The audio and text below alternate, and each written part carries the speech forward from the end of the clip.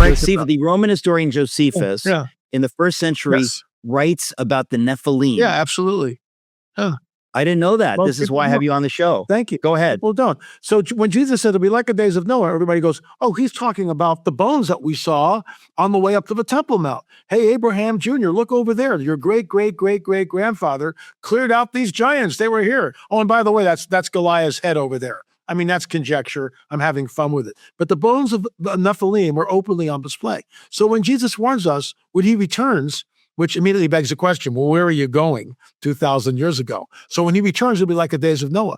What differentiates the days of Noah are the presence of the fallen angels mating with human women, creating a hybrid being known as the Nephilim. That's what differentiates it. This is some kooky stuff, LA, but I first of all, I want to, honor you for your work in this. This is, it's just heavy stuff. And I think it's a lot for people to take in. It's difficult a lot for me to take in. People to grasp. Yes. And so, we're talking right now about, you say, okay, so there are these bodies that have been discovered in craft. Now, again, I think we have to answer the question for some people.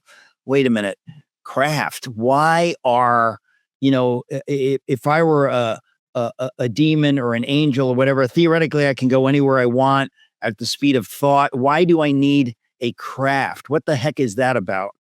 Well, let me ask you this, and you should go there. Your people should go there. Read 2 Kings chapter 6. Read 2 Kings chapter 6. So Elijah is there with his servant Gehazi. They're surrounded by the Syrian army, and Gehazi thinks we're toast. So Elisha kicks him out of a tent. Lord, open his eyes. What does he see? The chariots of fire all around Elisha. What is a chariot of fire? What is a chariot of fire? So thousands of years ago, the apex mode of transportation is a chariot. The apex form of illumination at night is a fire.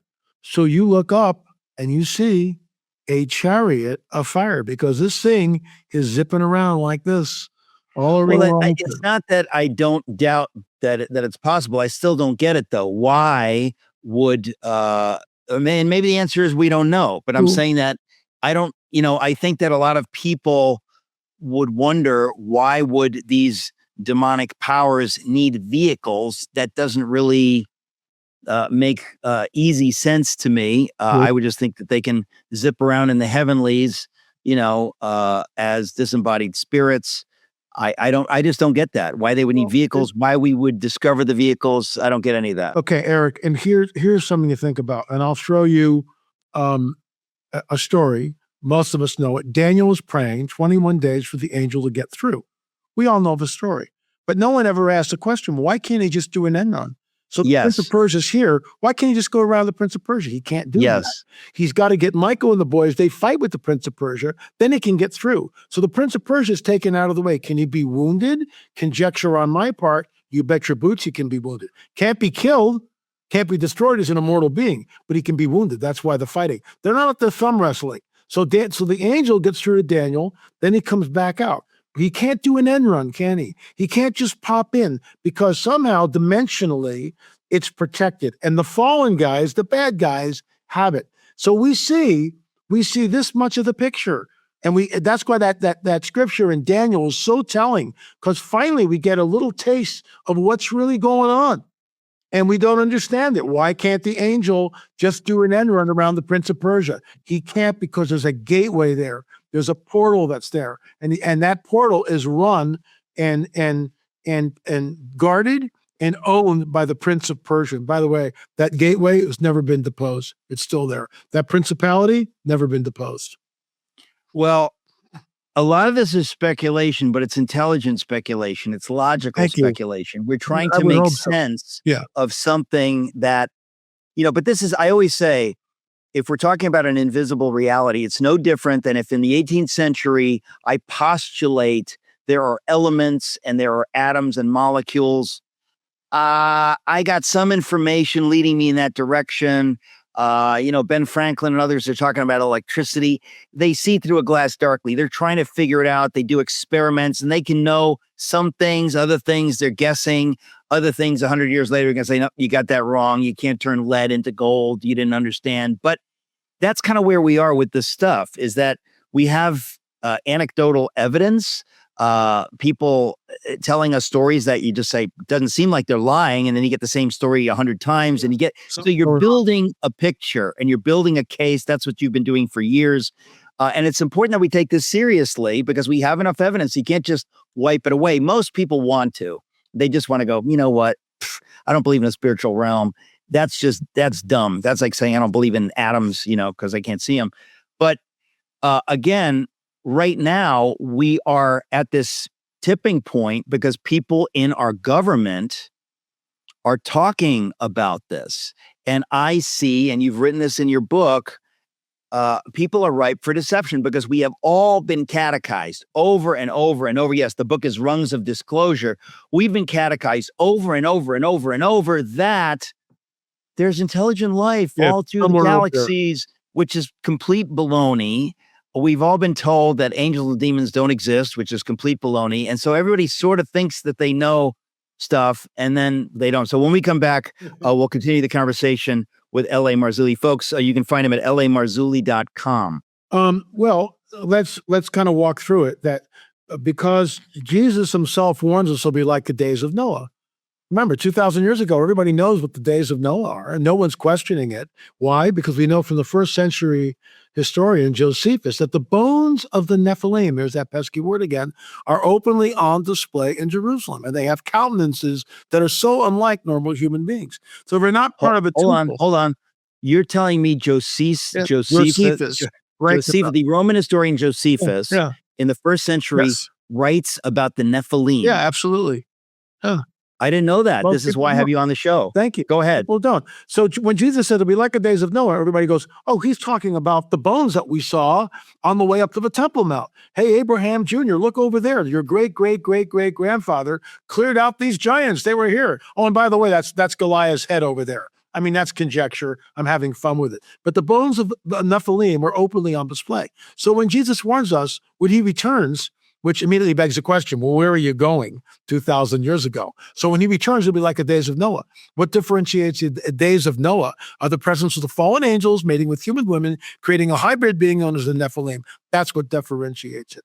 And that was the standard, the status quo. Everyone knew exactly what he's talking about until the 4th century, where Julius Africanus shows up on the scene and invents what's known as the Cephite theory, which is now sacrosanct in our seminaries and theological pundits and everything else. That's what they go with. He just invented this. So if the sons of God become the godly line of Seth and the women of earth become the hoochie mamas of Cain, but that's completely torturing the text. When did that theory come? 4th century. 4th century. In the 4th century. Yeah, and then Augustine. So that interpretation has a lot of people just, they go to that, and that's why they don't listen to any of the stuff we're talking about here, because they go, no, we've settled it. Eric, if you were going to take one event out of the Bible, you take out the commingling of the seeds, Genesis 3:15. Genesis 3:15, the seed of the dragon will be at war with the seed of the woman. The one coming from the woman, the seed, the proto-evangelium, crush the dragon's head, dragon will bruise his heel. It's the whole Bible. It's the whole Bible, and it's not taught in the churches, so the people perish for lack of knowledge, but that's it. It is a seed war. The Antichrist is literally the seed of the dragon. It is Rosemary's baby. Is he walking around? More than likely, but who knows? We don't know that, and I'm not going to wade into that deep end of the pool. But the seed war is real. The seed of a dragon, the offspring of the dragon. Look it up for yourself. The offspring of a dragon will be at war with the offspring of the woman. 3 chapters later, Genesis 6, we get the Nephilim walking the earth, which results in the flood. Then you get the Tower of Babel. What happens there? Nimrod becomes Gibborim through ritualistic sex magic. This is very intense stuff. Excuse me, you're kind of leaping ahead. I know. What did you just say? Say that again. At the Tower of Babel, because I actually want to understand this. Okay, at the Tower of Babel. When you look it up, I wrote about this in the Cosmic Chess Match. Nimrod opens himself up to the demonic realm. He becomes Gibborim. He changed. His DNA is changed. Somehow where's that? I'm lost. Where's that? It's right in there. I forget the exact chapter, but it's only a few chapters after Genesis 6. But it says, I want to find a Bible. I don't have a Bible find it near me right now. Nimrod became a great warrior.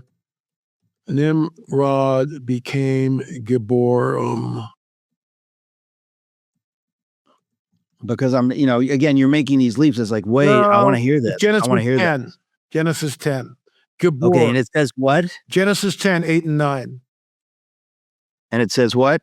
It says Nimrod is described as the first on earth to be a Gibor, a mighty one, warrior, often interpreted as a giant, tyrant, or warlord. So the late Tom Horn wrote about this. I wrote about it in Cosmic Chess Match. It's once again, he's taking on the persona which is not human. Let me just jump ahead, okay? Why is it that if you take the mark of the beast, you wind up in the lake of fire? Is there any grace and mercy there? Why is it you take the mark of the beast, Revelation, so we've gone from Genesis, now we're at the end of the book. You take the mark of the beast, and it's literal. So you wind up in the lake of fire. There is no grace and mercy because your genetics are somehow changed. Same thing happened way back then with Nimrod. Somehow Nimrod's genetics are changed, so he becomes a Gibor, a mighty one. Is this why people were freaking out about the mRNA injections? Look, I stay clear of that stuff, and I'm not even gonna wade into that. That's another 3-hour conversation we don't have time for. But the short answer to that is absolutely yes. Absolutely. I mean, that's what people were saying. They were saying, oh, I'm not saying I agree with it. I don't know anything about it, but I remember hearing people talking about that. All right, we're going to go to another break. Well, folks, go to lamarzulli.com. I think we need to be educating ourselves here a little bit. We'll be right back.